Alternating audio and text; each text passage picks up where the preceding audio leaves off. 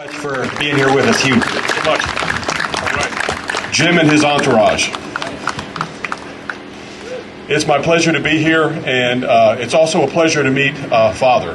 I was telling Father earlier that I have people literally run in my office and say, "You've got to see his latest YouTube video." I'm glad I got to finally meet your father. But in thinking about what to say today, I'll first tell you a little bit about the American Life League. My mother and father founded it in the late 70s after my mother had been offered to be president of National Right to Life and said no. And she said no because National Right to Life stood for exceptions. And Judy is one of the strongest Catholics, at least influences in my life and probably on the planet.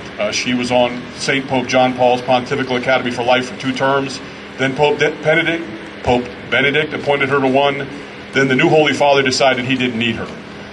She's a very strong woman, and I can tell you that she has said from day one, as Walter just affirmed in California, personhood is the answer. But how do we get there? How do you get to where people recognize the fact that at the moment of our creation, we're a human being? There's 3 things, right? I was on Capitol Hill Wednesday, and I met with different staffers and different congressmen and different senators and their staffs.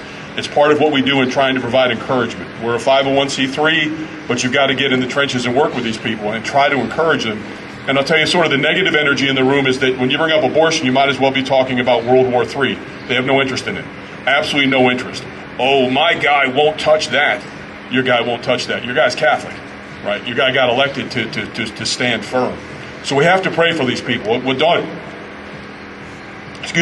on me looking at this group today, everyone here is from somewhere, right? So one of the 3 things we have to do is unrelenting prayer. Pray for your elected representatives, specifically, right? As Catholics, we have the power of the rosary. It's changed the world. Use the power of the rosary. Pray for your elected representative, whether they're left, right, communist, whatever they are. Pray for them specifically, right? Unrelenting prayer. Because the other side of those visits is that there's some really good news. I've met staffers and I met people who are former sidewalk counselors, who are in positions of power, who aspire to greater things. There's hope for this country, but we can't give up on that. The second thing we have to do after unrelenting prayer, we have to have unrelenting faithfulness. Not faith, faithfulness. Being here today in the rain is faithfulness, right? My son and I drove up 9 hours yesterday, and he said, "That's a long drive, Dad." And I said, "This is what we do." When I heard it was a men's march, now you're speaking my language.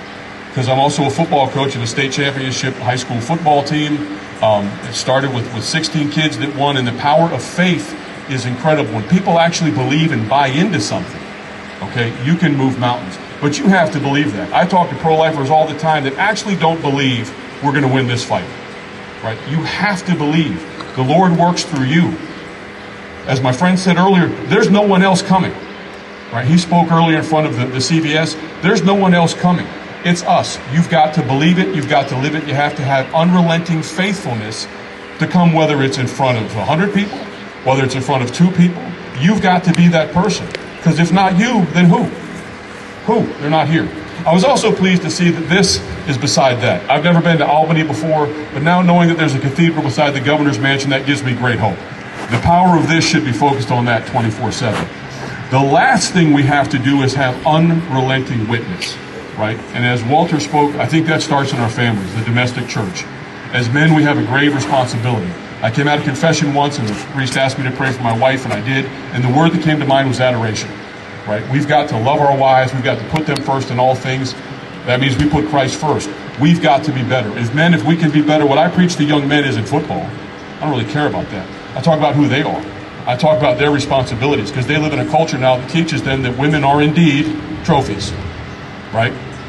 My son, the language that this generation uses is body count, right? How many women have they been with? That's what they're exposed to every single day on social media. We as men have responsibilities to combat that every single day. There can't be a thing in your household you're not afraid to talk to. There can't be a thing in your household you're not afraid to speak to your children about. It all starts and ends with you. You've got to take the lead and be powerful and be centered on Christ. He will give you the words. If you don't know the words, ask the Holy Spirit. He will tell you what to say.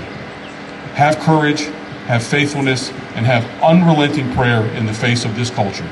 Thank you, and God bless.